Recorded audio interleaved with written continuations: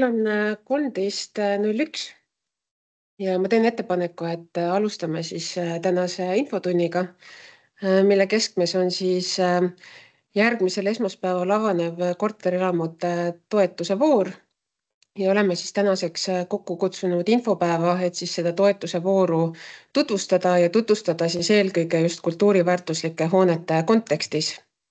Sest et selles toetuse voorus tingimustes täpsemalt on siis tehtud väga suured ja soodsad erisused kultuuriväärtuslikele hoonetele. Ja ma teeksingi hea meelega siis meie infopäevale täna sellise väikse lühida sissejuhatuse ja alustuseks jagaksin ka oma ekraani. Loodan, et see läheb tööle kohe.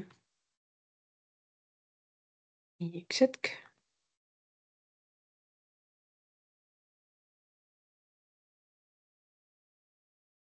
Just oli kõik kenasti olemas. Nii.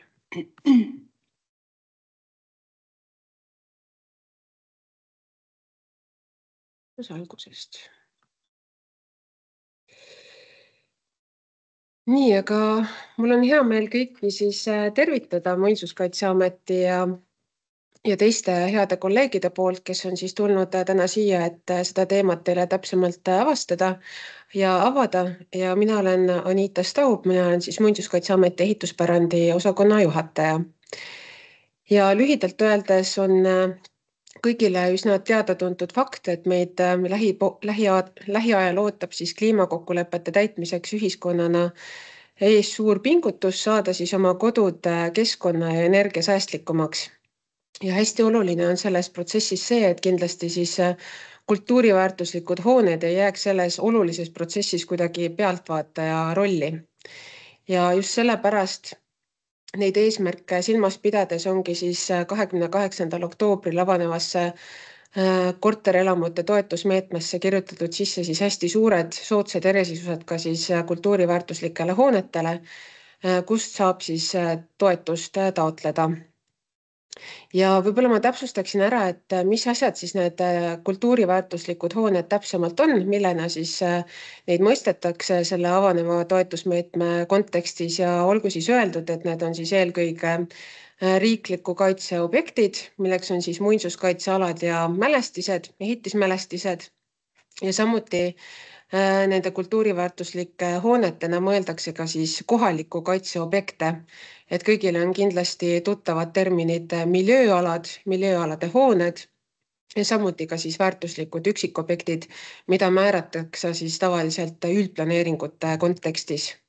Nii et need on need hooned, millest me siis täna täpsemalt räägime ja millele siis selle toetusmeetme raames kehtivad ka siis olulised erisused. Ja mikspärast me otsustasime täna siis selle infopäeva korraldada ongi eelkõige siis see, et jagada informatsiooni, et millised täpsemalt siis need võimalused on, kuidas on võimalik neid toetuseid taotleda, mis on täpsemalt siis need sammud, mida tuleb siis enne toetuse taotlemist ära inimestel teha ja üldse laiemalt vaatleme siis selle tänase infopäeva kontekstis ka ära selle, et mikspärast on oluline ajaloolisi hooneid renoveerida, et mis kasu sellest saab.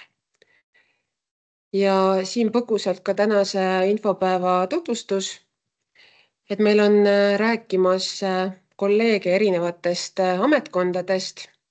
Esimesena annab ülevaate meile siis Kliimaministeeriumist Kaspar Alev.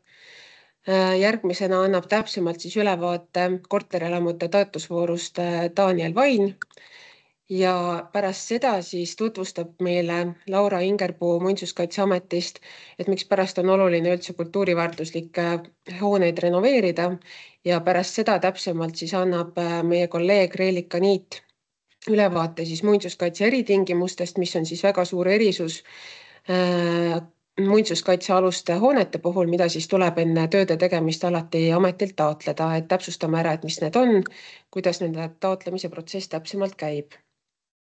Ja võib-olla alustuseks natukene ka sellist korralduslikku infot, et nagu te siit päevakorrast või päevaplaanist näete, siis me oleme ette näinud peale iga sellist ettekannet ka väikese küsimuste vooru.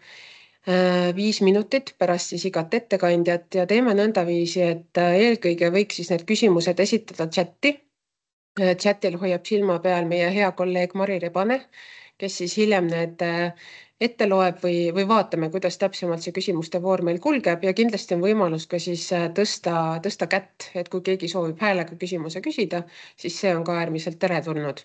Aga lepime kokku, et nendel hetkedel, kui inimesed oma esitlusi teevad, et siis hoiame oma mikrofonid palun kinni, et siis me saame lihtsalt nõnda mõnusamalt ja mugavamalt oma teabepäeva ära korraldada.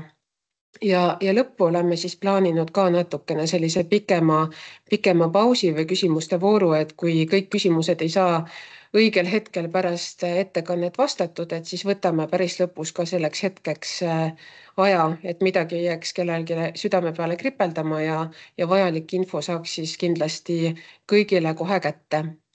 Ja nagu ma alguses ütlesin ka, et me siis salvestame tänast infopäeva ja see salvestus läheb siis hiljem üles Muinsuskaitseameti YouTube'i kanalile. Me kindlasti jagame seda linki siis ka oma sotsiaalmeedias ja saadame siis ka registreerunutele selle järelinfona edasi. Nii et kui keegi teate, et täna ei saa osaleda, siis kindlasti soovitame seda salvestist hiljem järele vaadata, et loodame, et sellest on palju abi. Aga ma hea meelega praegu lõpetaksin oma sissejuhatuse ja teen ettepaneku, et lähme asja kallale ja annangi siis sõna esimesena Kaspar Alevile, kes siis tutvustabki täpsemalt kultuuriväärtuslike korterelamute erisusi ja üldiseid tingimusi. Aitäh! Tere päevast kõigile! Peaks olema okei. Jah, minu nimi on Kaspar Alev. Olen Kliimaministeeriumis elamuvaldkonna juht, võrdlemisi värske veel, aga väga tihedalt seotud siin selle kortermajade rekonstrueerimise toetuse väljakuulutamisega sellel aastal. Et esmaspäevast saab toetusi taotlema hakata ja ongi lähemalt sellest, et mis meid ees ootab. Et jah, toetuse taotlemine avaneb 28. oktoobril, see on esmaspäeval kell 10 ja toetusi saab taotleda kuni põhimõtteliselt oktoobrini 2025 või nii kaua, kuniks vahendeid jätkub. Ja kui te tulete taotlema, siis ehitustööde lõpetamise tähtajaks on ette nähtud 31. detsember. Ja kui palju toetust on ja kuidas me seda jaotame? Seda toetust on meil kokku ette nähtud selles voorus 170 miljonit eurot ja see jaotub erinevatesse eelarvetesse. Me oleme kõrvale pannud 20 miljonit eurot eriti suurtele majadele üle Eesti. See on kortermajadele, kus on rohkem kui 100 eluruumi. Välja arvatud Tallinn, kus me oleme piiri pannud 200 korteri juurde. Siis meil on eraldi 10 miljoni eurone eelarve pandud naabruskondlikule rekonstrueerimisele. See tähendab seda, kui on mingi kindel piirkond, mis on ruumiliselt seotud, kas on seal majade komplekt, millel on näiteks ühine õu või majad, mis asuvad samal tänaval. Ja kui nad otsustavad koos rekonstrueerida, siis sellise ühise tegevuse ja sellise mastaabi efekti saavutamiseks oleme eraldi pannud kõrvale 10 miljonit eurot, kust siis sellist koostööd tegevad majad võiksid saada rahastust. Siis me oleme kõrvale pannud 20 miljonit eurot tehasele rekonstrueerimisele. Seda tehnoloogiat on meedias juba aastaid päris palju tutvustatud, sellest on räägitud.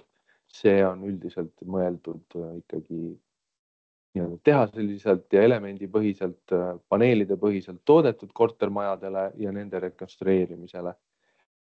Ja ongi eelarvejaotus majadele, kes seda tehnoloogiat tahavad kasutada. Ja siis täiendav 10 miljonit ongi nüüd sellepärast, miks me täna siin oleme, et on eraldi eelarvejaotus seatud kultuuriväärtuslikele kortermajadele. Et kuna see kultuuriväärtuste säilitamine on meie jaoks väga oluline, siis siin on erinevad toetusmäärad ülejäänud eelarvepottidest ja siin on ja kuna me oleme näinud ka, et see kultuuriväärtuslike kortermajade rekonstrueerimine on olnud selline passiivsem võrreldes kõikide teiste kortermajadega, siis ongi eraldi eelarve jaotus tekitatud selleks, et kortermajadel oleks aega oma otsused, projektid ette valmistada ja raha ilusti taodelda. Sellepärast kui eelmisel slaidil oli, et toetused avanevad esmaspäeval ja et neid saab taodelda kuni oktoobrini järgmise aasta oktoobrini. Et me eeldame, et see 10 miljonit ei lähe, 10 miljonit ei taodelda kohe esimesel päeval esimeste tundidega ära, nagu võib-olla teha sellise rekonstrueerimise puhul võiks olla või siis maakondlikutes mõnedes jaotustes. Nii et ma usun, et siit rahulikult toimetada, et on aega küll, et endale raha taodelda. Ja siis ülejäänud raha me oleme jaotanud maakondlikutesse jaotustesse, see on siis 110 miljonit eurot. Ja see jaguneb piirkonniti. Seal on Tallinnale ja Tartule ja siis igale maakonnale erinev jaotus kõrvale pandud. Kuidas see jaotus on leitud? Natuke sellest ka, et seal on võetud maakonna sissetulek, keskmine kinnisvara väärtus, eluruumide arv ja siis selliselt kaalutuna on need piirkondade eelarved leitud. Ja kui mõnes eelarve jaotuses, kas siis eelmisel slaidil näidatud või mõnes maakonnas peaks raha jääma kasutamata, siis need vahendid liiguvad järgmisesse vooru, mis me tahame avada kuskil kevadel või sügisel järgmise aasta jooksul. Nüüd toetuse määrad, et põhimõtteliselt hästi lihtsalt võttes on niimoodi, et Tallinnas ja Tartus on renoveerimise toetus 30% abikõlbulikest kuludest, siis Harjumaal, Tallinnat ümbritsevates valdades ja Tartut ümbritsevates valdades ja veel mõnes piirkonnas on see toetusmäär 40% ja üldiselt üle Eesti on rekonstrueerimise toetusmäär 50%.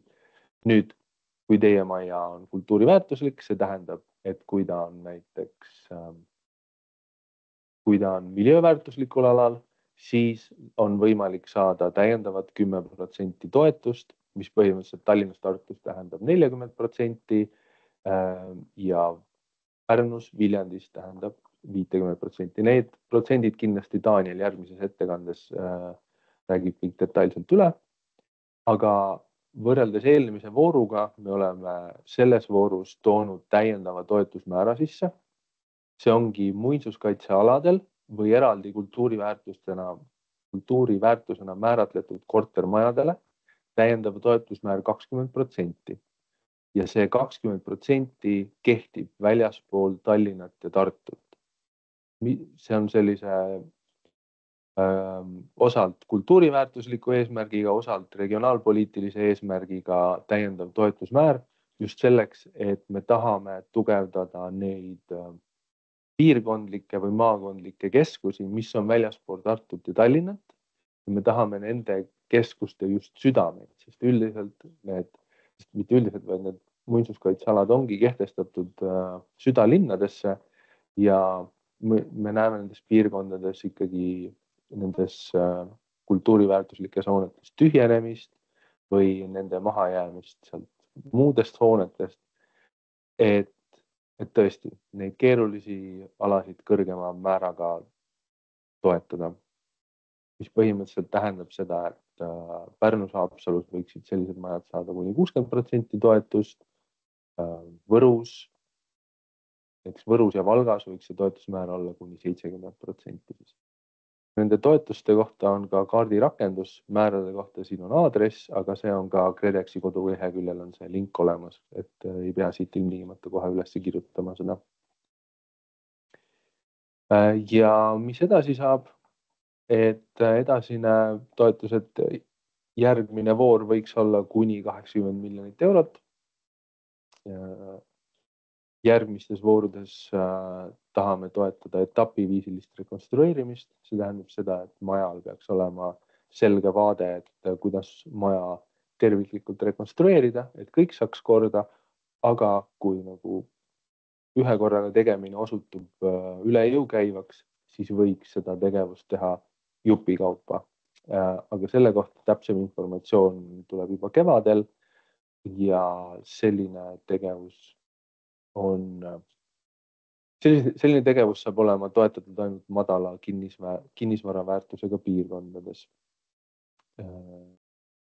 Ja see ongi hästi üldiselt, et kõigest sellest, mis ma just rääkisin, toetuse määrasest, miljöö- ja muinsuskaitsealade toetusmääradest, et sellest kõigest ja taotlemisest juba räägib Daniel järgmises esitluses. Nii et kas mul on vahepeal küsimusi tekkinud?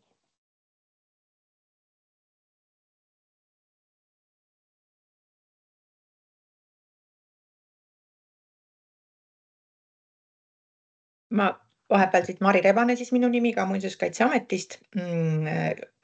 Chatti tuli küll üks küsimus, et Igor Jallai küsib, palun selgitage mõtet korterelamu, ühe omanikuga välja ostetud 8 korteriga maja. Kas see kvalifitseerub ka korterelamuks?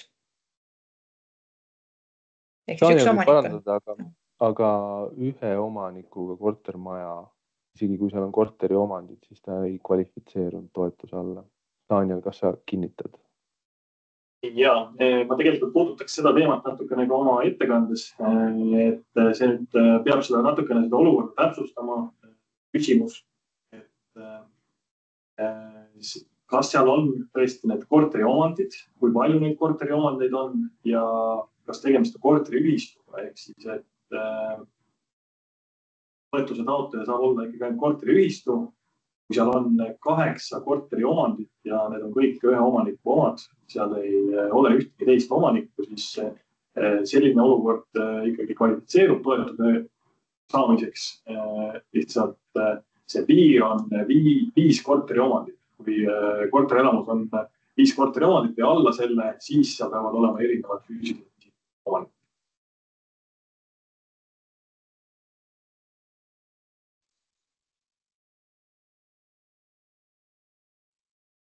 Rohkem küsimusi praegu küll vestlusesse ei ole tulnud. Tuli. Nii, sarnane küsimus omandi kohta. Kas toetuse taotlemisel on piirangud sellele, kellele korterid kuuluvad? Majas 5 korterit, neist 1 kuulub ettevõttele, 2 korteril on sama omanik. Jah, on piiranguid. Ma ütleks ka seletaks kohe ära, et ma puudutan seda oma ettekandes, et võib-olla siis räägime pärast ettekannet lähemalt, kui veel küsimusi jääb.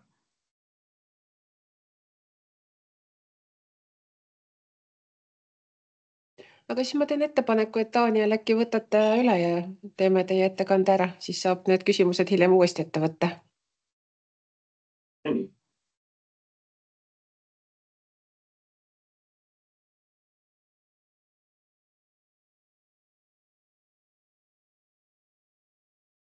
Nii, ma loodan, et pilt on ees.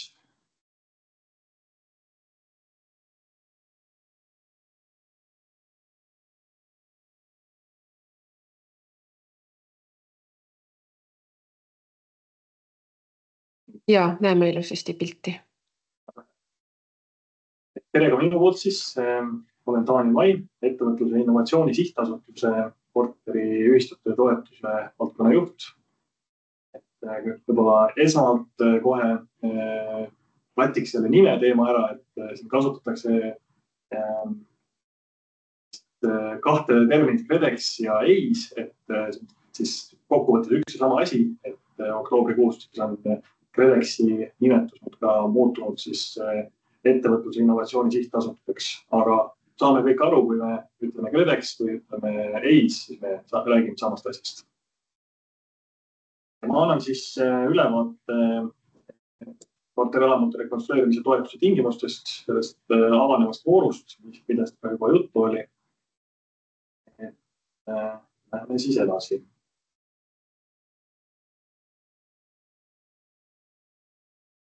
Tõepoolest, esmaspäeval siis avanevad 2 toetuse meedet ja 2 vooru, õigemini voore on rohkem, aga 2 siis erinevat meedet, millest siis üks on üle-eestiline, siis 2022 kuni 2027 perioodi toetus ja selle puhul siis on üle Eesti erinevad eelarved, räägin sellest mõne hetke pärast ka lähemalt. Teine toetusmeede on siis eraldi suunitlusega Ida-Virumaale, see on siis õiglase ülemineku fond, avanevad esmaspäeval mõlemad kell 10. Taustaks nii palju, et Ida-Virumaal on hetkel ka veel avatud siis veel üks toetusvoor, kus vabasid vahendid on ligikaudu 1 000 000 euro eest siis toetusi. Seal selline toetussoov on olnud mõnevõrra madalam.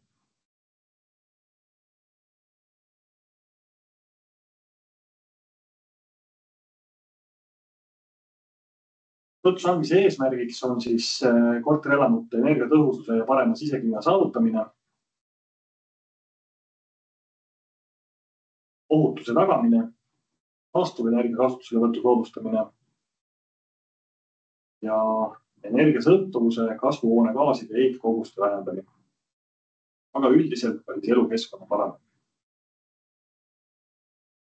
Toetatavad tegevused puudutavad siis laias laastus hoone sellist terviklikku lahendust, on siis alates vundamendist ja keldrist kuni siis katuse ja katusel olevate päiksepaneelideni välja. Eesmärk on ikkagi eelkõige siis terviklik rekonstrueerimine ja on kõik tegevused, mis siis sinna sisse võiksid jääda, mille siis tulemusena võiks paraneda energiatõhusus, suunitud on ikkagi selle energiatõhususe poole. Ja täiendavalt on siis veel eraldi toetatavad sellised ligipääsetavusega seotud küsimused, nagu näiteks lifti ehitamine või ka selle rekonstrueerimine, siis hoone sisse- ja väljapääsu tagamiseks vandude ehitamine, käsipuude paigaldamine, hoone kaugküttega liitumine, liitumistasu, sealhulgas ka kaasnevad tööd, aga sellise elukeskkonna poole pealt veel ka jäätmemaja, rattaparkla, mänguväljaku ehitamine ja välimööbli paigaldamine, aga samuti ka siis haljastuse taastamine. See, nagu ma mainisin, siis toetuse selline peamine eesmärk on ikkagi terviklik rekonstrueerimine, aga eraldi siis on sellise üksiku tegevusena võimalik teha ka toetusega küttesüsteemi asendamist olukorras, kus see on siis hetkel gaasi, elektri või ahiküttega, siis selle võib asendada taastuvenergiat kasutava kütteseadmega. Samuti ka siis eraldi üksiku tööna võib siis teha kaugküttevõrguga liitumine.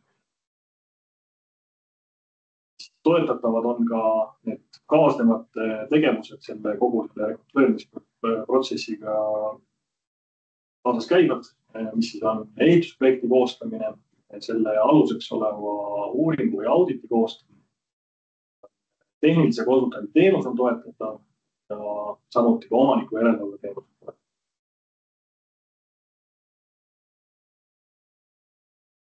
Samuti siis selle toetusega kaasneb sellise nõutava tulemuse saavutamine.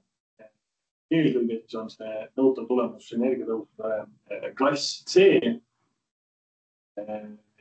ja eraldi on tegelikult siis nõuded igasugusele sellisele tegevusele endale, et katuse, fassaadi ja akende soojusläbivuse tasemel on nõuded, on ventilatsioonisüsteemile nõuded, küttesüsteemile nõuded, aga samuti ka siis sellele ligipääsetavusele on oma nõuded. Ja juhul, kui siis seda C-klassi ei saavutata või ei soovitagi saavutada, siis on võimalik, et teatud tegevusi siis saab ära jätta, nagu näiteks siis akende soojustu tasapinda paigaldamine või soojustagastusega ventilatsioonisüsteemi paigaldamine, siis sellisel puhul on toetuse osakaal 10% madalam, aga seda siis ülejäänud Eestis välja arvatud Tallinnas ja Tartus. Et Tallinnas ja Tartus seda erisust kasutada ei saa ja sellise erisuse puhul siis see energiatõhususarvu klass peab saavutama D. Aga nüüd selle tänase infopäeva eesmärk on eelkõige siis kultuuriväärtusega korterelamud ja nendele kehtivad siis veel täiendavad erisused ja neid on siis 3 tükki ekraanil. Võib jätta siis aknad vahetamata, kui selleks on kohaliku omavalitsuse või Muinsuskaitseameti selline nõue. Samuti võib vähem soojustada fassaadi või siis jätta üldse soojustamata.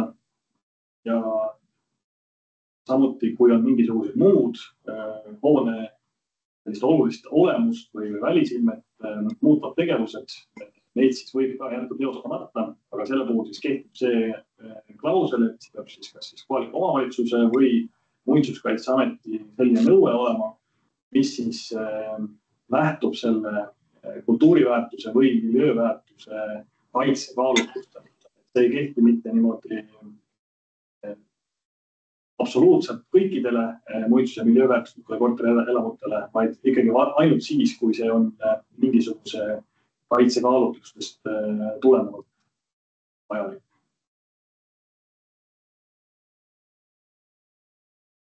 Rekonstrueerimise sellise töö või toetuse projektis peab olema kaasatud tehniline konsultant ja tema ülesanne on olla ühistule toeks selle ehitusprojekti koostamise ettevalmistamisel ehk siis täiesti selle rekonstrueerimisprotsessi algusest kuni selle toetuse lõppmakse taotluse esitamisel. Ehk siis ta on kogu selle protsessi vältel ühistule toeks ja selle kaasamine tegelikult on kohustus. Konsultant peab tundma siis valdkonna õigusakte, vajalikke registreid, kus siis selle toetuse ja kogu rekonstrueerimise vajalikud tegevused toimuvad. Ta peab omama energiatõhususe ehituse või kinnisvaraalast kutsetunnistust. Ta ei tohi olla seotud selle toetuse saajaga ehk siis korteriühistuga, tal ei tohi olla õigussuhet, ei tohi olla selle ühistu maja haldur näiteks. Ei tohi olla kuidagi majanduslikult seotud nende ettevõtjate suhtes, kellelt võetakse ja esitavad teenuse osutamiseks pakkumusi, ehk siis ta ei tohi olla ka projekteerimise ettevõttega seotud. Ja samuti ta ei tohi siis selles ühes projektis osutada omaniku järelevalve teenust, ehk siis ka tehniline konsultant ja omaniku järelevalve tegija peavad olema erinevad isikud. Toetuse osakaalust siin Kaspar juba alguses natuke mainis, aga võib-olla siis lähen spetsiifilisemaks. Et siis selles üle-eestilises toetusvoorudes on toetuse osakaal Tallinnas ja Tartus 30%, siis nii-öelda kuldse ringi valdades neid ümbritsevates siis on 40% ja ülejäänud Eestis 50%. Et need 3%, mis ma praegu välja lugesin, need on siis sellised põhi toetuse osakaalud. Kõik muu, mis siia kaasneb, on siis selline erisus ja täiendus. Näiteks, kui rekonstrueerimisel kasutatakse tehases eeltoodetud elemente, siis toetuse osakaal on 50% Tallinnas ja Tartus ja selles ümberkaudsetes valdades. Aga siis ülejäänud Eestis, kus see toetus oleks nagunii 50%, siis sellisel puhul on toetuse osakaal 55%. Kui korterelamu rekonstrueerimisel ehitatakse juurde ka lift, siis on toetuse osakaal 10% kõrgem. Ehk siis jällegi 10% kõrgem, me räägime sellest esimesest 3%, ehk siis Tallinnas 30%, kui juurde ehitatakse lift, siis toetuse osakaal oleks 40%. Samamoodi ka ülejäänud Eestis, siis kui muidu on 50%, lifti ehitamisel 60%. Eraldi on siis väikesed korterelamud, need jäävad siis sinna kuuluvad korterelamud, kus on alla 18 korteriga, ehk siis kuni 17 ja sellisel juhul on ka toetuse osakaal 10% sellest algsest osakaalust. Tehnilise konsultandi teenuse toetus on standardiseeritud ühikuhinna alusel. Selle kogumaksumus on 7200 eurot ja sinna siis rakendub 50% toetusosakaal kõikides asukohtades siis, ehk siis 3600 eurot on see tehnilise konsultandi teenuse toetus. 50% on see toetusosakaal ka projekteerimise ja omaniku järelevalve teenusele.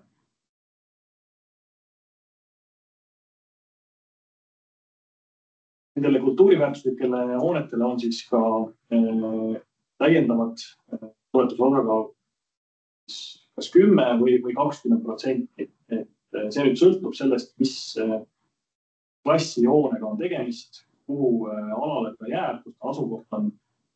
Ma neid siin niimoodi ette lugema ei hakka, aga laias laastus siis muinsuskaitsealal asuv või ehitusmälestis on siis üldiselt 20%, seda siis olukorras, kus ta on kultuuriväärtuslikuna nii-öelda tunnustatud.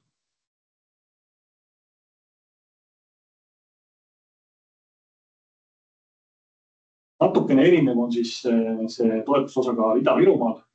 Seal on siis see tavaline toetus 70% ja eeltoodetud elemente lifti ehitamisel ja naabruskonna põhisel rekonstrueerimisel toetusosakaal 80%.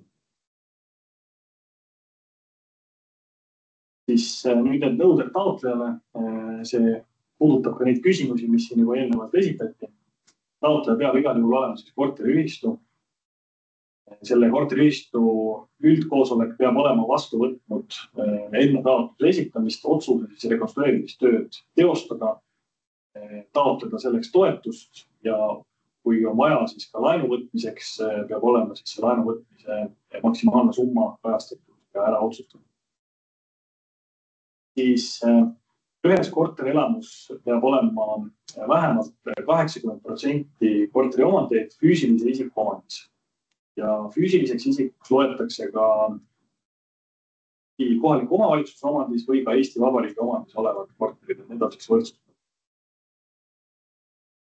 Ja juhul, kui on siis kuni 5 korteriomandit korterelamus, siis peab igal korteriomandil olema erinev füüsilisest omanik. Eraldi tingimus on ka siis see, et korterelamu peab olema kasutuses. Seda siis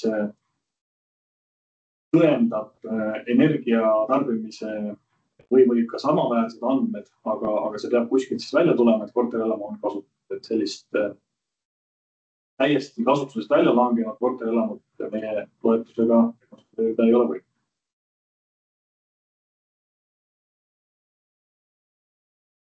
Nõuded taotlusele.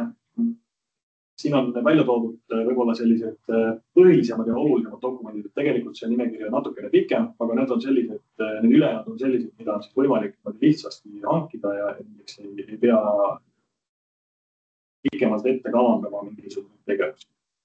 Aga need kõige olulisemad ja võib-olla ka aeganõudvamad tegevused dokument on siin välja toodud. Selleks on siis vaja esitada vähemalt selle energiakasutuse andmetel põhinev energiamärgis, mis on see hetke olukord korterelamus. Siis nagu ma mainisin, see üldkoosoleku otsus, kus siis need vajalikud otsused on ära vormistatud. Siis korteriühistu juhatuse kinnitatud ehitusprojekt põhiprojekti staadiumis, seda siis juhul, kui projekteerimine on tellitud või hangitud juba enne siis selle taotluse esitamist. Aga juhul, kui seda tehtud ei ole, siis võimalik on taotlus esitada ka põhimõttel, et projekteerimine hangitakse koos selle rekonstrueerimistöödena. Sellisel juhul tuleb esitada selle projekteerimise lähteüles. Ja samuti tuleb siis peab olema sellesse projekti kaasatud tehniline konsultant, nagu ma rääkisin, aga siis selle konsultantiteenuse kasutamise leping on ka vajalik taotlusele esitada.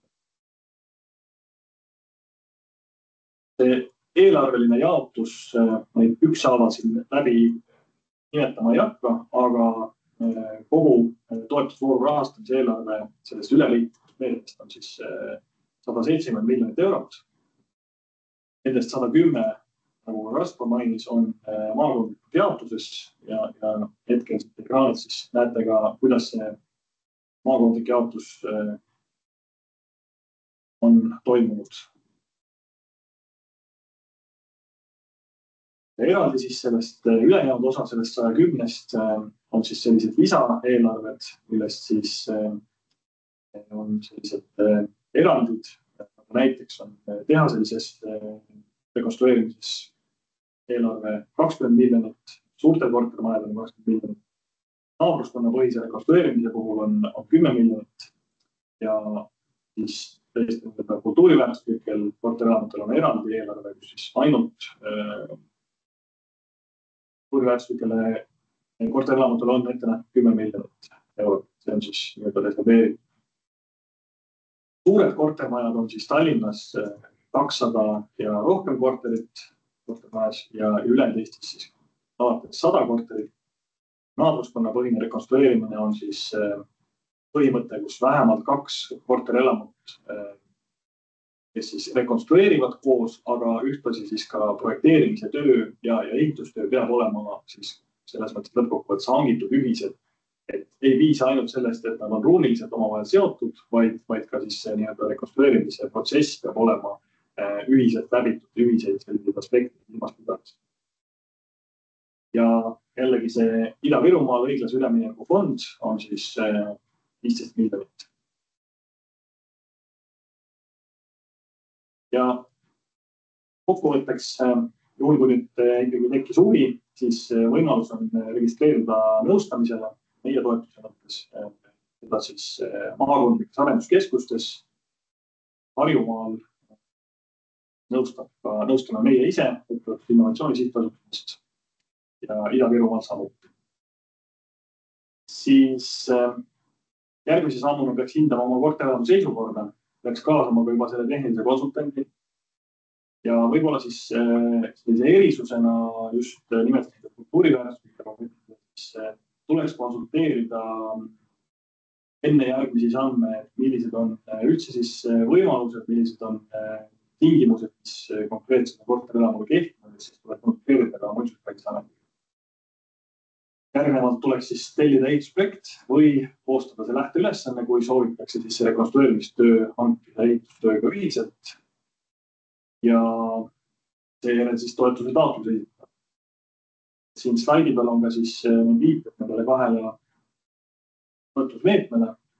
Usun, et slaidid saadame ka pärast siis kõigile osalejate laiali ja need lingid on siis vajutatavad siis õigele lehele. Aga need on siis ettevõtluse innovatsiooni sihtasutus KredExi lehel ka leitavad. Ja tänan. On küsimusi? Nii, vahepeal on tulnud vestlusse päris mitu küsimust, mis on saanud ka vastuse. Ma loen ette, küll mitte kõiki, sest see on üsna detailne, aga lühidalt on see, et on üks küsimus, et kui on kortermaja, mis näiteks on ka kultuuriväärtuslik ja nii edasi, aga on ka väiksem kui 18 korterit, et kas saab taotleda veel ka selle väikese kortermaja taotlust, siis vastus on, et ei saa, et toetuse määra erisusi liita ei saa. Ehk siis näiteks väikese maja erisust veel sinna juurde, kui on sellele nii-öelda põhitaotlusele. Samuti on siin küsimus ja siis ka vastus selle kohta, mis tegevused peavad täpselt taotluses kirjas olema. Seda saab siis lugeda siit vestlusest. Samuti on küsimus selle kohta, et mälestiste muinsuskaitsealade toetusmäär on siis täpselt milline ja see on 20%. Lisaks, kui tegemist pole Tartu ega Tallinnaga ning korterelamu on kas ehitismälestis või kultuuriväärtuslikuna objektina tunnistatud. Ja ma täiendaks siin juurde, kui tohib. Et see, kas ta nüüd on 10% või 20%, siis see lisaks käibki sellele siin slaidil olevale esimesele 3 sellele toetuse osakaalu protsendile. Et neid niimoodi kokku me ei kombineeri, neid ei saa kokku kombineerida, et nüüd see väike korterelamu +10, et see ikkagi käib ikkagi selle järgi, et mis on see põhitoetuse osakaal, esimesed 3 punkti ja siis sellele juurde liidetavalt kas siis 10% või 20%.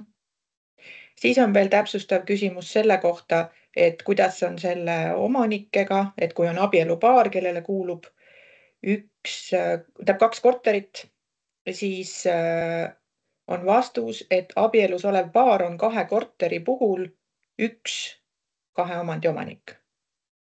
Ma pean ütlema, et ma ei saanud praegu ise päris hästi aru. Vabandust. Ehk siis kas 2 korterit? Tõenäoliselt siin, jah, et kui on 2 korterit, ma eeldan, et selles kortermajas on siis korterid veel rohkem, aga kui nendest on 2 omanik on abielupaar, siis ongi, et nad ei ole mitte 4 erinevat omanikku, vaid on ikkagi korteri omandina on neil ikkagi 2. Et see on see mõte. Et 2 korteril on 1 omanik selles mõttes, kes on 1 abielupaar. Jah, just. See niimoodi. Nii, siis oli küsimus, et kas kvalifitseeruvad kõikide omavalitsuste poolt omavalitsuste üldplaneeringuga kehtestatud miljööväärtuslike hoonestusalade hooned. Ja ma vaatan kohe edasi. Aga sellel ei ole vist vastust praegu siia alla kirjutatud, sest siia on päris elavaks aruteluks läinud. Igal juhul, et kas ükskõik millise omavalitsuse alal, kui on miljööväärtuslik piirkond, kas siis kvalifitseerub ka korterelamu seal? Jah, kvalifitseerub. Nii, vaatan veel. Kas Tallinnas asub miljööväärtuslik korterelamu 10 korteriga, saab 50% toetust?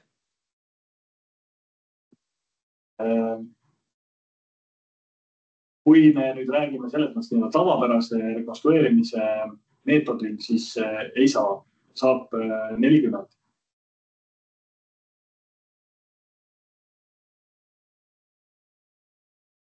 Nii, rohkem siin chatis küsimusi minu meelest ei olnud. Siin on ka iseenesest vastused ka kirjas. Et siis minu meelest ka salvestiselt peaks saama nüüd ilusti üle lugeda. Mis on siin veel sellest projekti taotluses loetletavatest tegevustest rohkem pikemat juttu. Mulle tundub ka, et kõik küsimused, mis sooviti küsida, küsiti praegu hetkel ära, äkki tekib veel pärast juurde neid. Et äkki läheks oma päevakavaga edasi ja annaks sõna meie kolleegile Laurale, kes siis räägib täpsemalt renoveerimisest ja miks seda tegema peab. Jah, aitäh, tänan.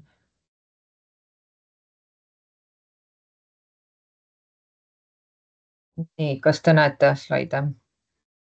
Kenasti ette. Hästi, et tegelikult mina olen Laura Ingelpuu ja töötan Muinsuskaitseametis Life Heritage Home projekti koordinaatorina, aga täna ma kannan ette hoopis Kadri Kallasti ettekande. Kuna Kadri jäi ootamatult väga haigeks, siis ta palus, et ma räägiksin tema eest, et selles suhtes tegemist ei ole minu ettekandega, et ta tegi mulle väga põhjaliku ettekande valmis, nii et ma pean seda siiski suuresti ette lugema kahjuks, et vabandust, kui see ei tule nüüd ei kuku nii ladusalt ilusti välja. Aga ma teen proovi. Aga Kadri Kallast ise on siis töötab Kultuuriministeeriumis ja on kogu selle Life Heritage Home'i projekti juht. Ja tema ettekande pealkiri on, miks on oluline kultuuriväärtuslikku korterelamut renoveerida. Ja ma siin ise nüüd selgitaksin lahti ka mõiste renoveerima, sest see on aeg-ajalt tekitanud küsimusi, et mida tähendab renoveerima, et sagedasti siiski seadusest tulenevalt räägitakse rekonstrueerimisest või restaureerimisest, aga meie projektis kasutame just sõna renoveerima, mis tuleneb ladinakeelsest sõnast renovo, ehk siis korda tegema, uueks tegema, uuendama või taastama või ka teisest sõnast renovatio ehk taastamine, uuendamine ja tagasipöördumine. Ja siis renoveerima sõna eesmärgiks või renoveerimise eesmärgiks ongi ühe ehitise kohandamine tänapäeva vajadustest lähtuvalt, ehk siis ehitise või selle osade korrastamine, taastamine ja uuendamine ja renoveerimise mõiste võib sisaldada nii konserveerimist, restaureerimist, kapitaalremonti, rekonstrueerimist, uuendamist, juurdeehitamist või ka osade lammutamist. Ja nüüd siis täpsemalt selle esitluse juurde, et igale korteri omanikule või korteriühistu esindajale, kes meid täna jälgib, on tegelikult teada ju põhjused, miks me oma maja peame renoveerima. Et selleks on mitmeid põhjuseid. Üks on näiteks hoone sisekliima, ehk ta on siis kehva tuule- ja külmapidavusega või liigniiske või on ebaühtlane temperatuur ruumides ööpäeva lõikes ja selleks, et renoveerida, võivad olla ka põhjuseks kõrged küttearved, mis kaasnevad sagedasti just siis selleks, et sisekliimat normaliseerida, aga põhjuseks võivad olla ka probleemid hoone konstruktsioonides, nagu näiteks pehkinud palgid seintes või läbijooksud katuses. Ja samuti võib olla põhjuseks hoone väsinud välisilme, et sellest tulenevalt võib tekkida hoopis mõte, et kui juba võtta ette sellised mastaapsed fassaaditööd, et siis kas ei oleks mõte üldse fassaadi katte alla ka soojustus panna. Ja elumajade renoveerimine on oluline nende elanikele, aga kultuuriväärtuslike elumajade renoveerimine on oluline kogu ühiskonnal laiemalt. Laura, Ja. ma just näen, nüüd tuli uus slaid, meil juba tekkis mure, et äkki miskit ei liigu, väga hea. Nüüd tuli uus slaid, jah. Aitäh. Ja milleks meile siis muinsuskaitse ja miljööalad? Et teatud hoonete ja tervete piirkondade muinsuskaitse alla võtmiseks või miljööväärtuslikuks tunnistamiseks on samuti erinevaid põhjuseid. Et sellele, et füüsilises ruumis on nähtavad ajaloolised kihistused, mis kõnelevad möödunud aegade mõtte eluviisidest ja väärtushinnangutest, on väga oluline roll kultuurilise mälu seisukohast. Ja kultuuriväärtuste kaitse, kas siis muinsuskaitse nime all või mingil muul moel, on juhitud inimkonna soovist esile tõsta ja alles hoida parimat osa inimtegevuse tulemitest, nii teaduste kui ka kunstide vallas ja tegelikult arhitektuuris on need mõlemad koos. Ja seetõttu on ka Eesti ehituspärandi säilitamise eesmärgil võetud hooneid ja piirkondi nii riikliku ehk siis muinsuskaitse alla, mälestistena ja muinsuskaitsealadena kui ka kohalikul tasandil kaitstud miljööväärtuslike üksikobjektidena ja hoonestusaladena. Ja miks on oluline kultuuriväärtuslikke hooneid renoveerida? Selleks, et ajalooline hoonestus säiliks, on oluline, et need maju oleks võimalik kasutada ja just sellisel viisil, mis rahuldab kasutajat ennast ja motiveerib teda hoone heakorda investeerima. Ja paraku meil ei ole ühiskonnana finantsilist sellist võimekust, et säilitada kõiki neid tuhandeid ajaloolisi hooneid lihtsalt muuseumitena. Isegi kui selline finantsiline võimekus oleks, siis me tegelikult seda ju ei soovi, sest majad on ikkagi loodud kasutamiseks ja ka kultuuriväärtusega hooned on kõige paremini väärtustatud siis, kui nad on heaperemehelikus kasutuses. Ja seetõttu on ka kultuuriväärtuslike kortermajade renoveerimine oluline nii ühiskonna kui ka riigi vaatest. Kui hoones on kehvad elutingimused ja neid ei korrastata, siis elanikud hülgavad need majad ja seda me sageli näemegi just sellistes väikelinnades, väikeasulates, kus muinsuskaitsealad ja ajaloolised hooned jäävad tühjaks ja tühjenenud majad hakkavad veelgi hoogsamalt lagunema, tühjenevad vanalinnad või miljööalad kaotavad suure osa oma väärtusest nii hoonete endi kui ka elukeskkonna vaates.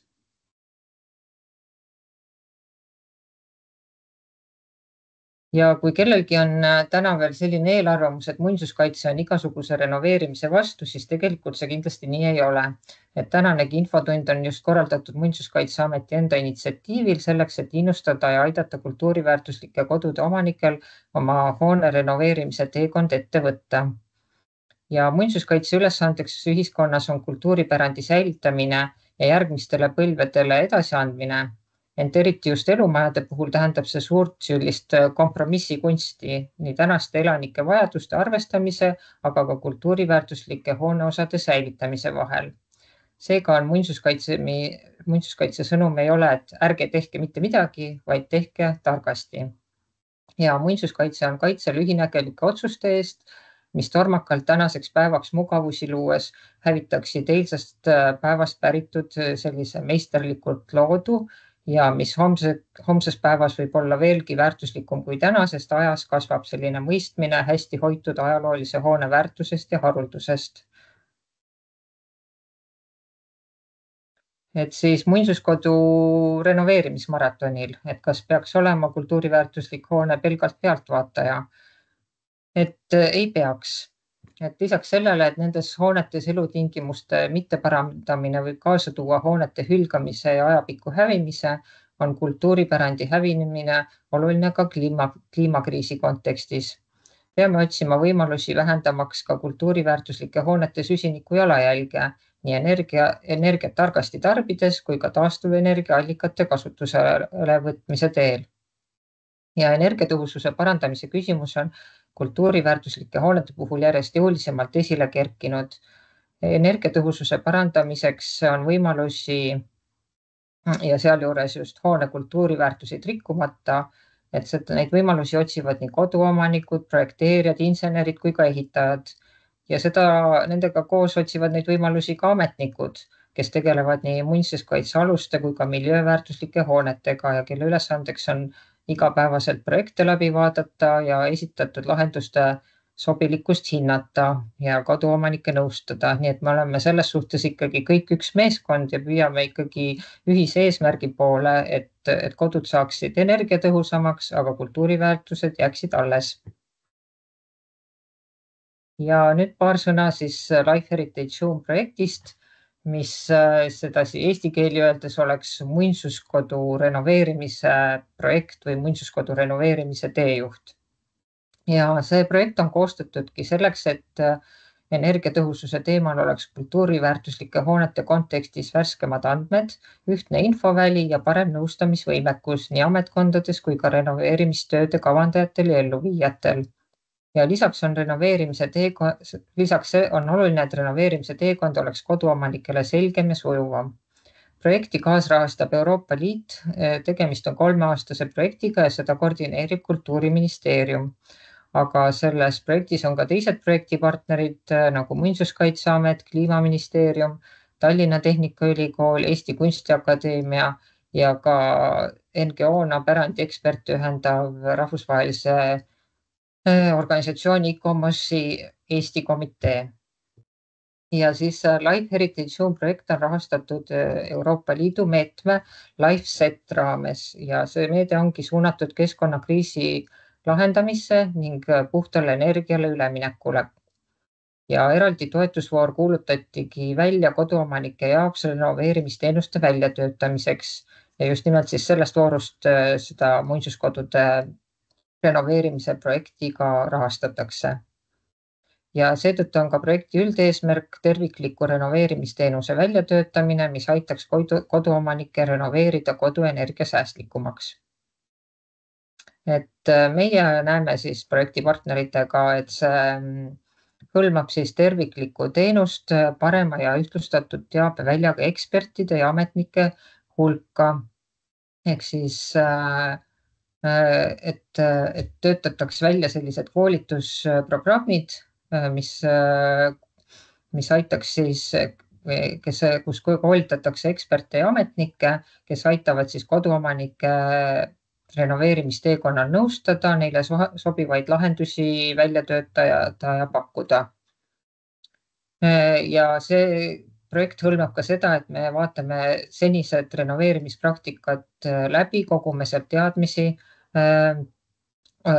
analüüsime nii häid kui ka halbu lahendusi ja kõige selle eesmärk on siis see, et tulevikus me õpime nii-öelda oma vigadest ja varasemast tehtust ja saame tulevikus siis oma otsustes ja soovitustes nendest lähtuda, ehk siis pakkuda paremaid võimalusi koduomanikele, kuidas oma kodu renoveerida. Siis projekti algatuse üheks eesmärgiks on ka see, kuidas siis need kultuuriväärtuslikud hooned senisest laiemalt ja läbimõeldumalt kaasata üleüldisesse renoveerimismaratoni. Et kujundlikult öeldes on tegelikult ajaloolised hooned peaksid seal maratoniga paralleelselt hoopis tegelema tervisekõnniga. Et ajaloolistel hoonetel tuleb liikuda ettevaatlikul sammul, mõõdukamas tempos ja ka enamasti sellisel lühemal distantsil, kui me arvestame just neid energiaklasside vahel võetavaid samme.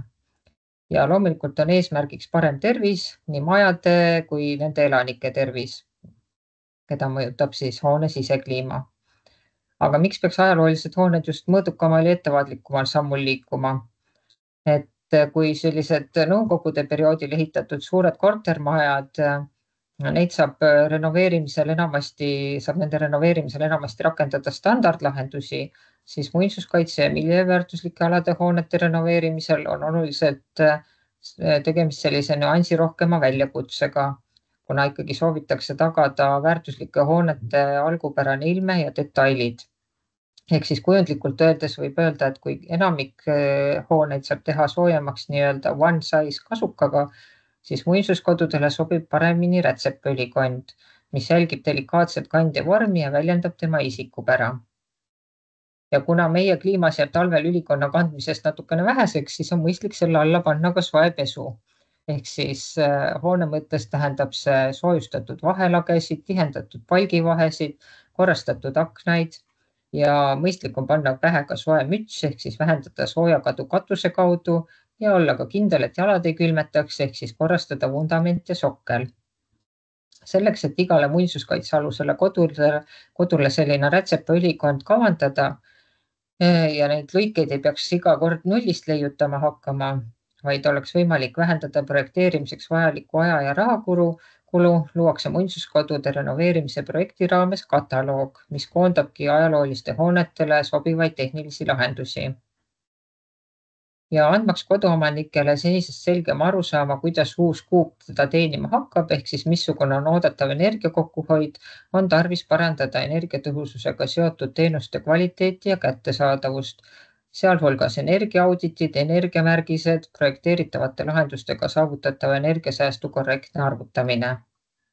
See tähendab siis seda, et tarvis on kasvatada spetsialistide hulka, kes tunnevad ajalooliste hoonete ehituslikke eripärasid ja on valmis tüüpsemate korterelamute ja standardsemate renoveerimislahenduste kõrval tegelema ka erilahendusi vajavate hoonetega. Ja sellised koolitusprogrammid valdkonnas juba tegutsevatele spetsialistidele ning õppekavade täiendamine tuleviku tegijatele on seega väga oluline osa sellest muinsuskodude renoveerimise projektist. Ja nii nagu see projekt, millega meie siin tegeleme, Life Heritage Home, on tegelikult selliseid teejuhte välja töötanud ka mõnigi teine riik, on siis pannud kokku erinevad juhendmaterjalid või üldised soovitused ja selline nende ühisosana või kui neid lugeda, siis võib välja tuua, et renoveerimisel soovitatakse kasutada just ehitusaegse traditsiooniga sobituvaid materjale ja kõik sekkumised ning mitte tagasipööratavad ümberehitused tuleb ikka väga hoolikalt eelnevalt läbi kaaluda. Ja kui hakata hoone tarindeid ja detaile ümber ehitama, siis tuleks eelistada tehnosüsteemide, sealhulgas nii kütte kui ka ventilatsioonisüsteemide ümberehitamist ja kindlasti minna võimalusel üle taastuvenergia kasutamisele. Et need on siis sellised üldised põhimõtted, mis läbivad kõiki teiste riikide juhendmaterjale ja soovitusi. Ja kui te soovite täpsemalt teada, mismoodi selliseid ajaloolisi hooneid praeguse energia- ja kliimakriisi kontekstis rahvusvaheliselt käsitletakse, siis kutsume teid kõiki üles osalema konverentsil, mis toimub järgmisel nädalal 28. ja 29. oktoober Tallinna Arhitektuurimuuseumis ja Vabaõhumuuseumis. Et konverentsi pealkiri on Heritage Homes in Green Transition ehk siis pärandkodud rohepöörde tuules. Ja see on võimalik on nii kohale tulla, aga seda saab ka otseülekandena veebis jälgida ja ettekanded on inglisekeelsed, aga on täiesti olemas eestikeelse sünkroontõlke võimalus. Nii et tulge kindlasti konverentsi kuulama. Ja lõpetuseks, et selline renoveerimise teekond on omaniku jaoks väga kompleksne, sellepärast et tegelikult ajaloolised hooned ongi komplekssed ehitused ja keerukama arhitektuuriga rohkemate väärtuslike hooneosade, detailide ja viimistlusklihtidega hoonete renoveerimine on veelgi komplekssem tegevus.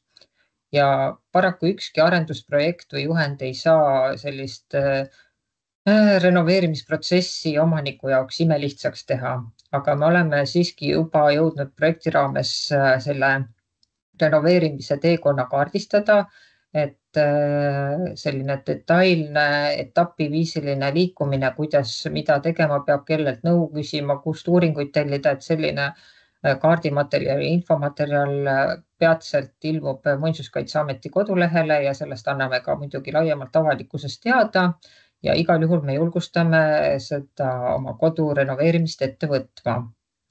Ja alustada tuleks siis sellise visualiseerimisega, et kõigepealt iga korteri omanik või majaomanik või korteriühistu peaks siis oma nägemused ja soovid kaardistama, et mida tuleks siis hoones paremaks teha, kuidas hoonet energiatõhusamaks saada ja nii edasi.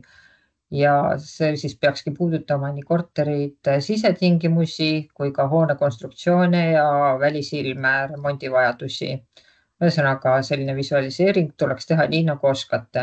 Ja kui see on sõnastatud või veel parem, kui see on kirja pandud, siis tuleks nende ootustega liikuda edasi mõne nõuandva ametiasutuse poole, et kas siis Muinsuskaitseameti või kohaliku omavalitsuse poole.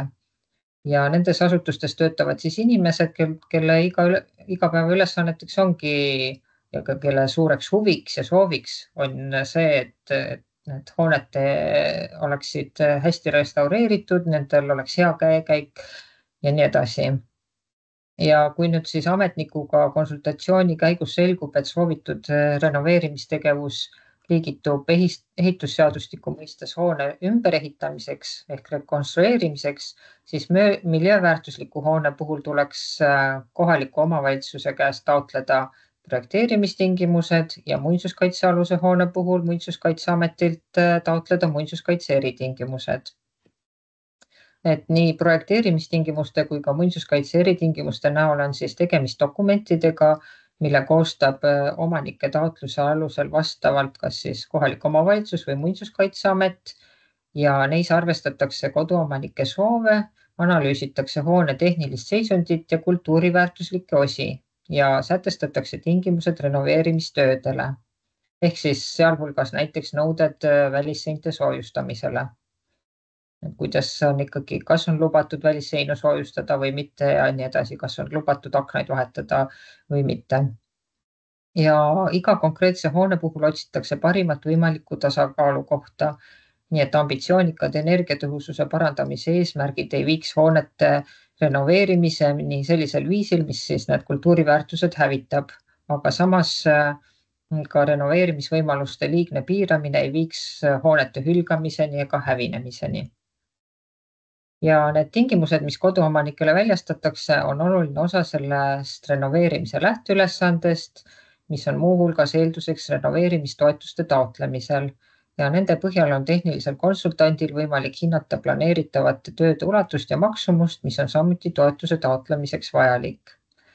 Ehk siis veel kord lõpetuseks, et alustage sellest, et sõnastate oma ootused renoveerimise tulemustele, siis arutate neid kohaliku muinsuskaitse nõuniku või miljööala spetsialistiga, seejärel taotlete eritingimused või projekteerimistingimused ja nendes sätestatakse siis need võimalused, kuidas hoonet on võimalik ümber ehitada.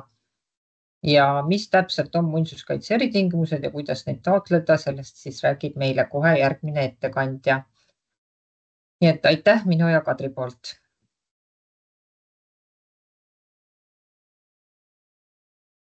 Nii, vahepeal oli ka siin chatis küsimusi ja vastuseid. Ma püüan ette lugeda nii, et saan ise aru ja saavad kõik teised ka aru. Aga sinu ettekande või siis Laura ja Kadri ettekande kohta otseselt ei tulnud vist ka. Igal juhul on see, et lisaks kõigi omavalitsuste miljööaladel asuvatele korterelamutele kvalifitseeruvad ka kõigi omavalitsuste poolt väärtuslikuks üksikobjektiks määratletud korterelamud, ehk mitte ei pea olema tingimata ühel alal. Siis on ka vastused sellele täpsustused, et milline korterelamu ikkagi kvalifitseerub, et kui on 7 korterit, millest ainult 5 kuuluvad siis eraisikutele, siis see kvalifitseerub toetusele. Samuti, kui on juba varasemast põhiprojekt tehtud valmis renoveerimise oma ja seal ei olnud konsultanti kaasatud, siis see ei saa takistuseks toetuse määramisel, aga konsultant peab olema siis edaspidi kaasatud. Samuti on ära põhjendatud, miks peab 80% sellest korterelamust kuuluma just eraisikutele. See on siis selleks, et toetada eraisikute elukeskkonna parandamist ja mitte äritegevust. Nii. Ja siis on küsimus veel, kas omavalitsust ka teab, et ta peab andma meil ööelamule PT? Mis on PT? Projekteerimistingimus. Jah. Ma eeldan, et enamik kohaliku omavalitsuse seda teavad. Siis on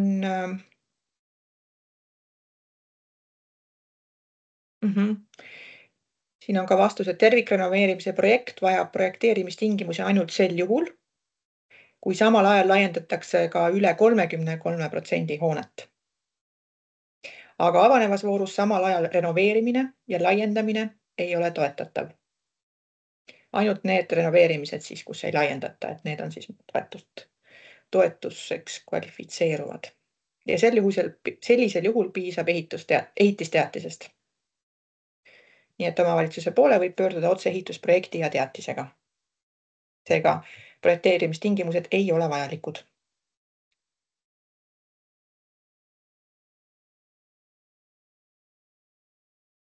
Ja tundub, et rohkem küsimusi chatis ei ole ja keegi vist kätt ka ei tõsta.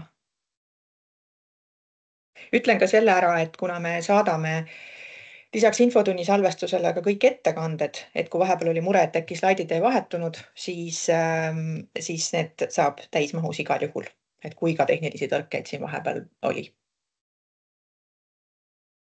Ja tuletatakse ka meelde, et muinsuskaitse eritingimused on ikkagi vajalikud, kui on muinsuskaitsealune hoone. Nii, tundub, et... Suur tänu, Laura, ja suur tänu, Mari.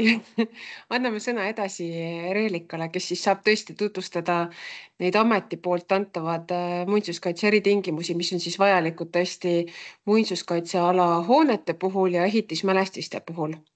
Et võib-olla see väike segadus nende projekteerimistingimuste puhul tuli sisse sellest, et meie selle valdkonnaga ei tegele, et see on tõesti kohaliku tasandi planeerimise valdkonna küsimus, et võib-olla lihtsalt me ei ole igapäevaselt sellega nii detailselt kokku puutunud, me ajame natukene teist asja teiste tüüpi kaitsealuste objektidega, nii et sellest see väike viperus.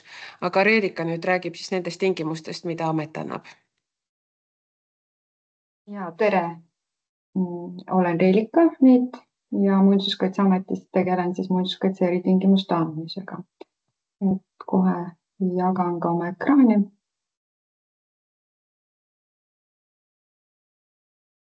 Nii, et hästi lühidalt siis muinsuskaitse eritingimustest.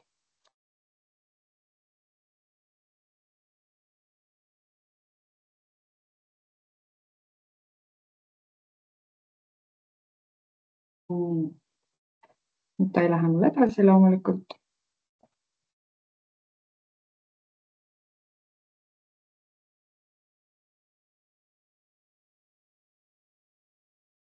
Nii, et nagu Anita siin juba ka, kahjuks ei saa millegipärast täisekraanile panna, ta ei lähe siis edasi.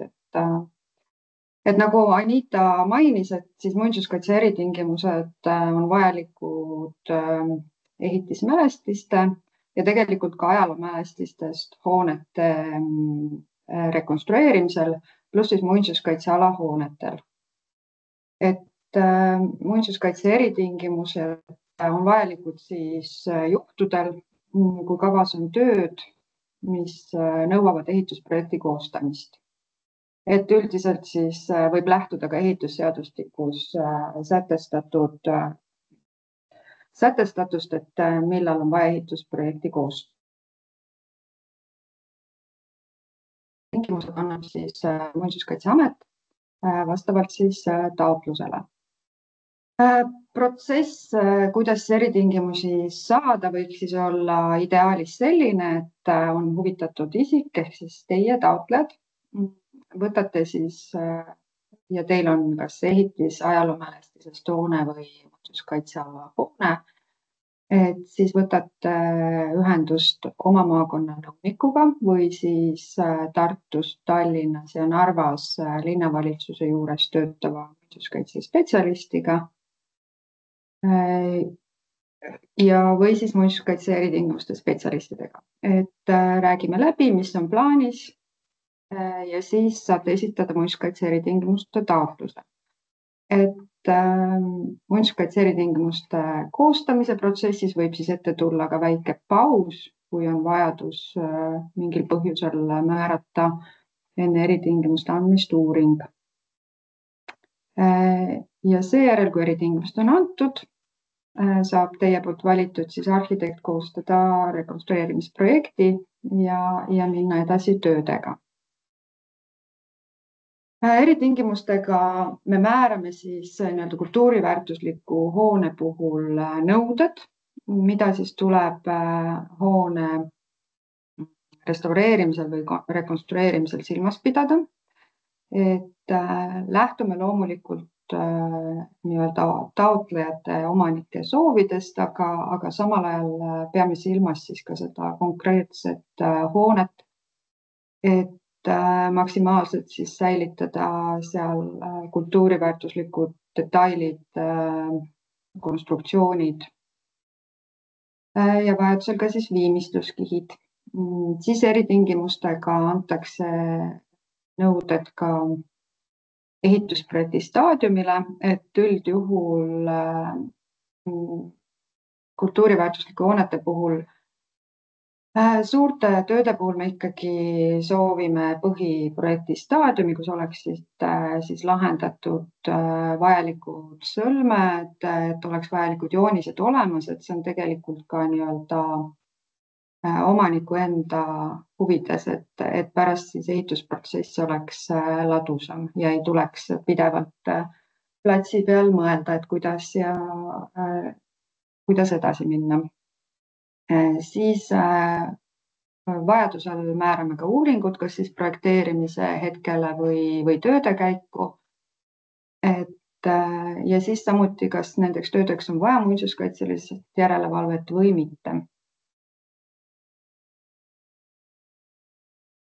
Nii, hästi põgusalt ka uuringutest, mida ma siin korra juba mainisin, et mõnikord on vajadus määrata siis juba enne eritingimuste andmist uuring või siis projekteerimise või tööde etappi. Et sageli on see siis kas ehitise tarindite uuring, et näiteks ei ole päris selge, et millises seisukorras on teil teatud hoonele elutähtsad konstruktsioonid. Mõnikord on vaja viimistluskihte uurida ja eriti tööde ajal on sageli just muinsuskaitsealade hoonete puhul, kui on tegemist ka kaevetöödega, et siis on ka näiteks arheoloogiline uuring üsna sage. Aga ei pruugi üldse vajadust uuringu järele olla. Et kui meil on vajadus määrata uuringud enne muinsuskaitse eritingimuste andmist, siis on see väike erand, et sellel ajal, kui uuringuid tehakse ja kuni siis uuringu aruanne laekub, et nii kauaks peatub muinsuskaitse eritingimuste andmine. Et kui muidu on seadusega ette nähtud 30 päeva eritingimuste andmiseks, et siis kui on määratud uuring, siis selleks ajaks tähtaeg peatub. Ja meie poolt määratud uuring on siis ka hüvitatav 50% ulatuses, aga siis maksimaalselt 1500 € ühe uuringu kohta. Nii, ja siis korra näitan ka muinsuskaitse eritingimuste taotluse esitamise lehekuva, et taotlus esitamine käib siis meie kultuurimälestiste registri kaudu.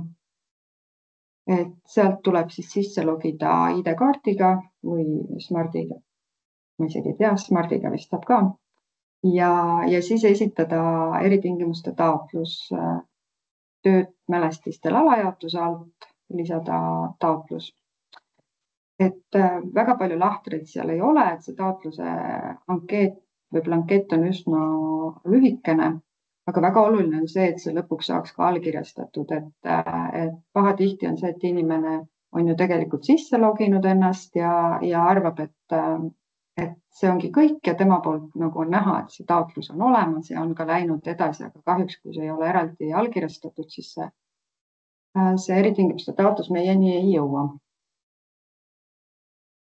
Ja siis esimesed nõustajad, kelle poole pöörduda, on alati meie maakonnanõunikud või siis Tallinn, Tartu, Narva muinsuskaitse spetsialistid, kellelt saate kohe esmast nõu või siis ka muinsuskaitse eritingimuste spetsialistid Muinsuskaitseametis.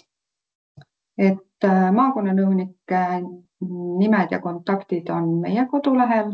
Et olen siin välja toonud eraldi ka muinsuskaitse eritingimuste spetsialistid. Ametis on siis Kaineva, Maarja Ruut ja Reilikenit.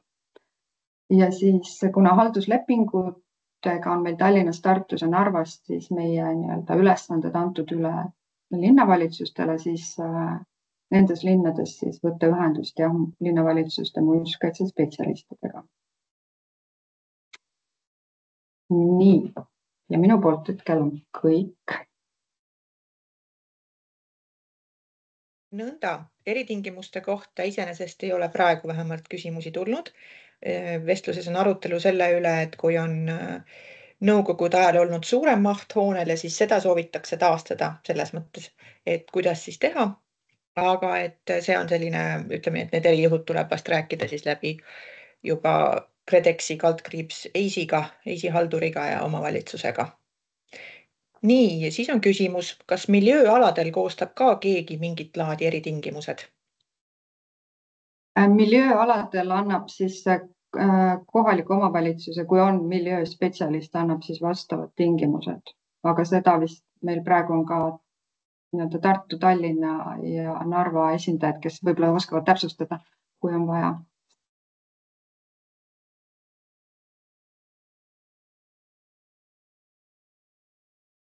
Nii. Annil on käsi püsti. Anni äkki oskab täpsustada. Tere, Anni.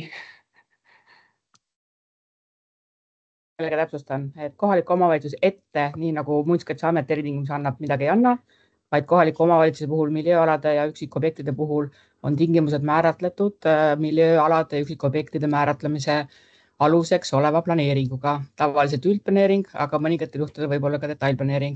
Nii et miljöömajade puhul ei pea midagi ette küsima, võib asuda usinasti projekteerima ja neid tingimusi siis järgima. Alati muidugi tasub küsida, aga kohustust ei ole. Aitäh! Nii.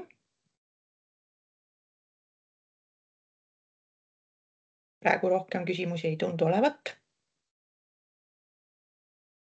Okei, me oleme väga kiiresti oma päevakorra läbi käinud. Uskumatu. Kuulge, aga ennem kui lõpusõnu siin teha, siis ma ikkagi küsin ära, et äkki on veel küsimusi või on äkki kellelgi tekkinud mingisuguseid mõtteid, mida on soov jagada siia lõpetusse?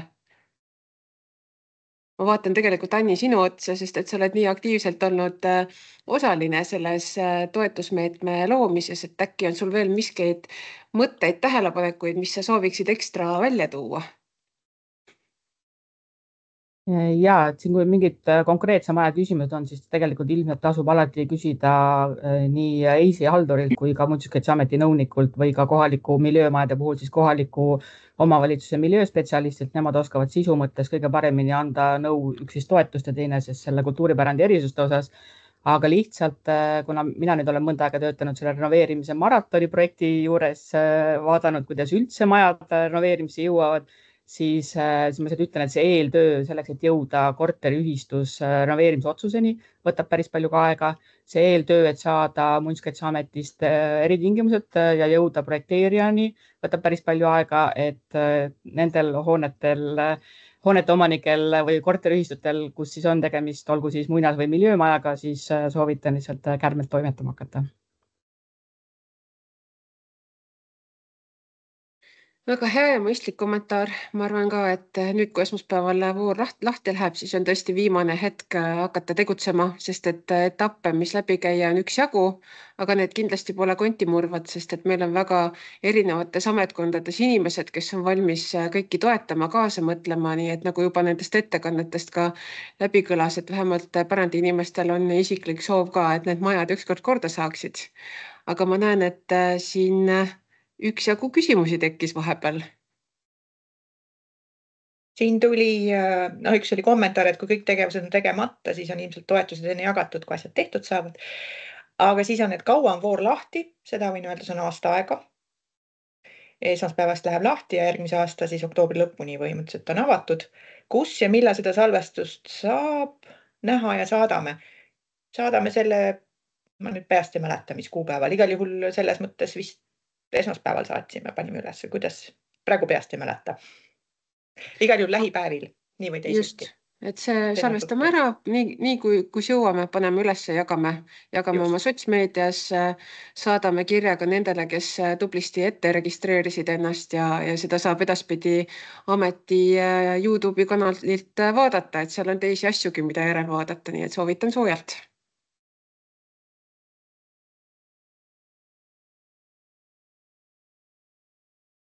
Just, ma näen, et Anni kenasti tõi välja ka selle, et tõesti 10 miljonit on siis see summa, mis läheb kultuuriväärtuslike hoonete vahel jagamisele.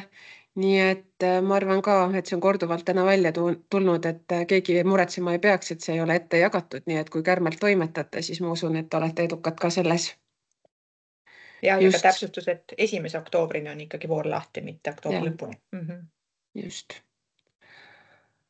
Okei, aga mulle tundub, et me oleme kõik olulise info oma vahel siin ära jaganud ja ära vahetanud.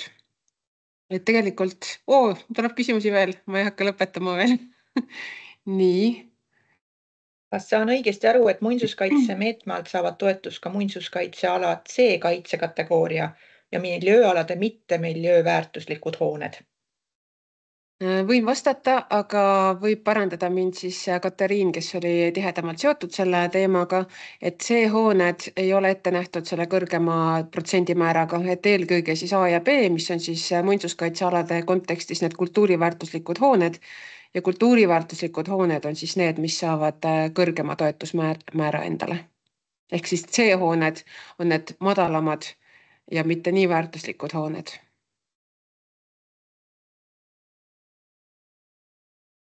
Nii. Ja Katariin veel siis siin täpsustas, et jah, et põhimõtteliselt saab, aga tõesti see kultuuripärandi +20 jääb lihtsalt selle C-kategooria hoone puhul siis saamata, et jääb kehtima see üldine toetusmäär, mille siis Daniel oma ettekandes erinevate piirkondade kohta välja tõi. Nii, ja kas keegi 10 sekundi jooksul veel küsib ühe küsimuse? Okei, Katariin täpsustas, just, okei. Kas ma siis ütlesin valesti, et see kategooria saab 10% lisaks ja kõik on nii uus info, et ajab isegi segamini. Nii, Anni, käsi püsti, paranda mind ruttu. Ma korra täpsustan mitte nüüd seda C-kategooriat, vaid miljööteemasid, kuna Tartus on nii muinsuskaitseala kui mälestused kui miljööteema.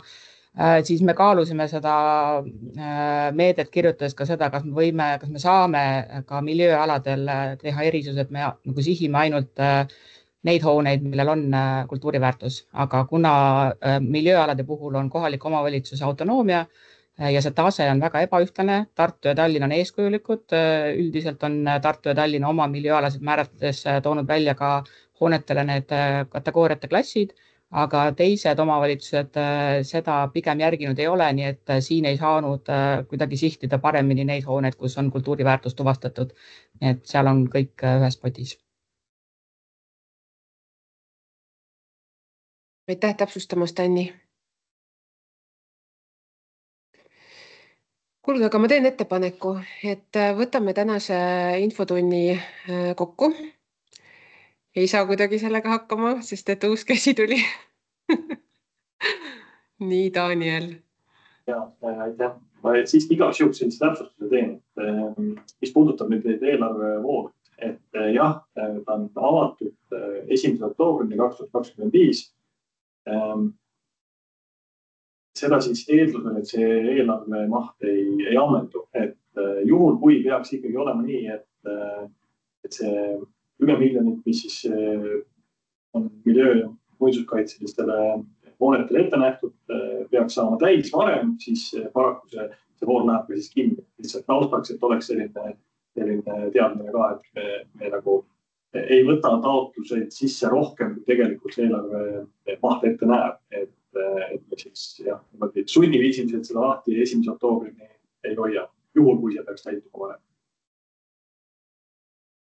Väga hea täpsustus, aga ma lihtsalt mõtlen seda ka, et oletame, et see kultuuripärandi pott saab ruttu täis, et siis põhimõtteliselt saavad kultuuriväärtuslikud hooned ju toetuseid püüda ka siis sellest üldisest potist on ju või eelarvest, et see võimalus ju jääb ka, on ju, et mingi tagumine varuvariant on ka olemas.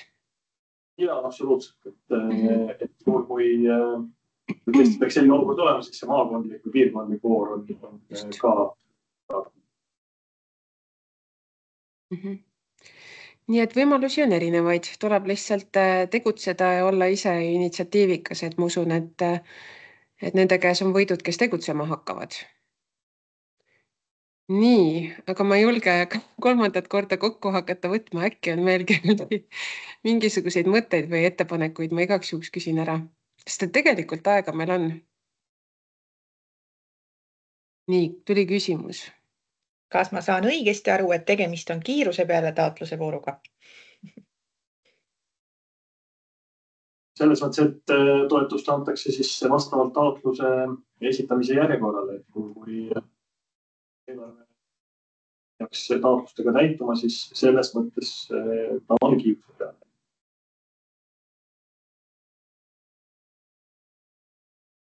Aga see 10 miljonit on nagu puhtalt muistus- ja miljöömajadele. Tegelikult see on ka päris arvestatav maht.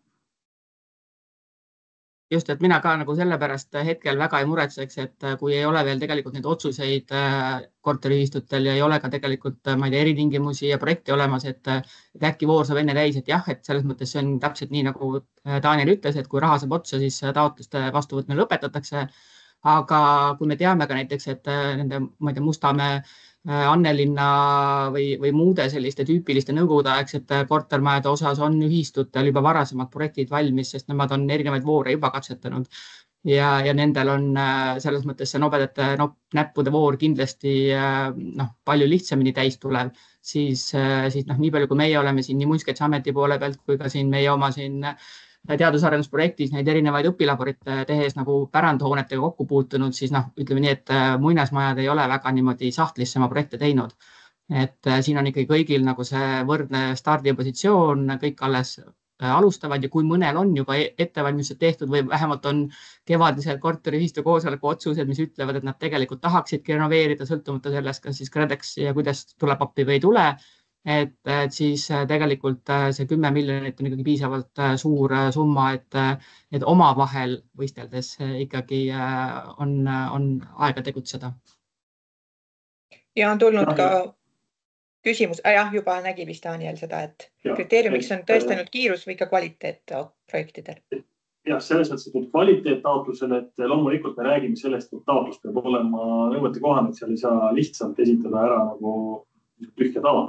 Et kui nii tehakse, siis loomulikult see kvaliteet näeb, aga paratamatult siis see nagu räägime jällegi, et kõik taotlused on nõuete kohased ja võrdleme ainult neid, siis selle puhul on ikkagi see kiip.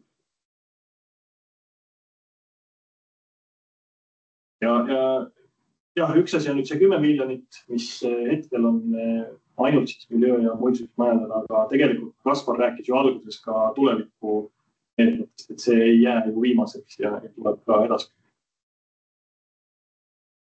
Küsimus on ka, kas kuskil saab jälgida, kuidas nii-öelda potid täituvad, ehk kuidas rahakott tühjeneb?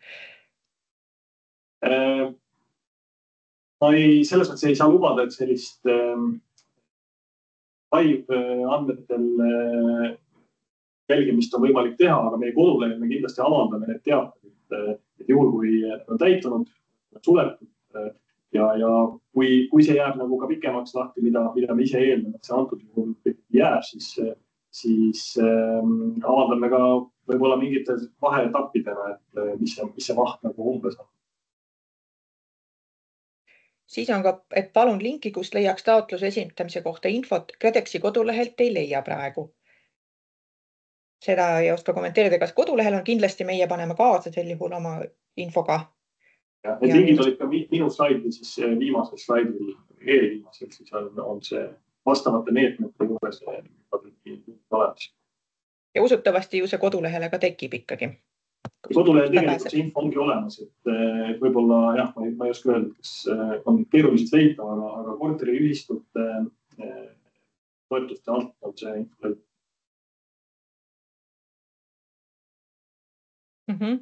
Ja Katariin pani ka juba vestlusse teile teekonna. Aitäh!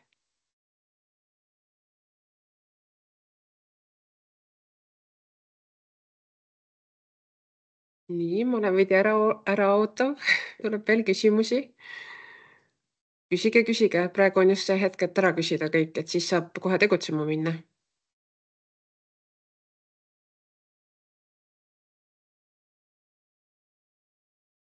Et võib-olla lihtsalt omalt poolt nii kaua, kui küsimusi mõeldakse, ma loodan, toon välja lihtsalt selle ka, et tõesti meil Muinsuskaitseametis on siis igas maakonnas oma maakonna nõunik, nagu Reelika rääkis, kes on siis valmis tõesti vastama igasugustele küsimustele, mis puudutavad siis puhtalt kultuuripärandi objekte, muinsuskaitseala hooneid, ehitismälestisi, et tõesti, et kuidas ja mida võiks nendega ette võtta ja kõik küsimused, mis puudutavad konkreetsemalt siis tõesti neid muinsuskaitse eritingimusi, mis siis tuleb tõesti taotleda enne, kui tööd on siis projekti kohustuslikud, et siis need küsimused saab siis küsida kõik meie muinsuskaitse eritingimuste spetsialistidelt. Et seda kindlasti julgustan tegema, sest et julgen küll öelda, et meie kolleegid on kõik eranditult väga sõbralikud ja abivalmid, et kasutage seda suurepärast võimalust kindlasti ära. Aga hakkas mingisugune müstiline sahin. Kas see on märk? Kas see on küsimuse eel midagi uut? Okei, aga siin tuleb veel häid linke. Et me koondame need linkid kindlasti omalt poolt veel kokku, saadame veel kindlasti välja ka siis need esitlused, mis kõik osalejad täna läbi käisid ja seda infot kindlasti saab. Ja tegelikult me oleme saatnud ka juba siis paar nädalat tagasi ka korteriühistutele Muinsuskaitseameti poolt infokirja, et ma kindlasti soovitan kõikidel korteriühistu juhatuse liikmetel siis vaadata oma mailboxi, äkki on teil mingisugune täpsem eraldiseisev ühistu meililist, et seal kindlasti peaksid olema siis infokirjad, kus on siis kaasas ka sellised täpsemad andmed selle tegevuste checklistiga, et mida tuleks siis ennem ära teha muinasmajade puhul ennem, kui siis seda taotlust tegema minna ja esitama minna ja toetust püüdma hakata. Aga teate, nüüd ma teen küll ettepaneku, et võtame need otsad kokku, see on nüüd 4. kord, mitte et ma ära kibeleksin siit, aga lihtsalt ma arvan, et meil kõigil on oma igapäevased tegemised veel ootel ja me kindlasti oleme hea meelega teile edaspidi abiks küsimuste osas, mis puudutavad siis ehitismälestisi ja muinsuskaitseala hooneid. Kindlasti, kui tekib spetsiifilisi küsimusi, mis puudutavad just toetust ennast, toetuse tingimusi või tekivad mingisugused kahtlused, kui palju protsente mingisuguse piirkonna hoone kohta täpsemalt rakendub, siis kindlasti soovitan siis pöörduda Danieli poole, et ma julgen selle välja hõigata siin selliselt. Aga võib-olla lõpetuseks ütleks küll omalt poolt selle kokkuvõtte, et ma usun, et Muinsuskaitseameti vaates ja omanike vaates ka kindlasti on selline suur soodne erisus korterelamute toetusmeetmes, ma ütleks kingitus, sest et 10 miljonit lisaks raha kultuuripärandi sektorisse on väga-väga suur edasiminek ja tõesti väga õnnelik uudis, et teades meie ameti toetuse piiratud ressursse, siis see on kindlasti väga tänuväärne lisandus, kust tasub siis tõesti toetust püüdma minna. Ja ma kindlasti panen südamele, nagu ma seda juba olen korduvalt teinud, et võtke sellest võimalusest 10 küünega kinni ja hakkake kindlasti peale nüüdset seda infopäeva tegutsema, et tõesti kõik need vajalikud etapid läbi käia, et siis tõesti seda toetust püüdma minna, sest et see on tõesti väga suur võimalus ja ma loodan, et me saame siis olla teile kõigile abiks sellel teekonnal, et pöörduge siis vastavate spetsialistide poole ja mõtleme kaasa. Nii et ma tänan kõiki esinejaid, kes võtsid hetke see kõik teema sellises pärandivaldkonnas läbi mõelda ja meile ette kanda. Ma tänan Mari, et sa jälgisid chati ja esitasid need küsimused meile rõõmsal toonil. ja suur tänu kõigile teistele osalejatele, kelle seas ma näen väga palju valdkonna kolleege ja kelle seas on ka väga palju siis korteriühistute esindajaid. Nii et mul on tõesti väga hea meel, et te leidsite selle hetke ja jälgige siis kindlasti Muinsuskaitseameti kodulehte, nii siis muinsuskaitseamet.ee kui ka siis tulge meile Facebookiks jälgijaks, kus te saate siis kõige sellist värskemat ja võib-olla põnevamat infot jooksvalt kätte, et siis jagame jooksvalt uudiseid nii KredExi toetuse valdkonnas kui ka siis muudel päranditeemadel. Nii et suur aitäh teile ja kohtumiseni järgmistel kordadel. Kindlasti teeme selliseid infopäevasid veel, kui tekib selliseid olulisi olukordi. Kena päeva kõigile. Aitäh, nägemist. Nägemist.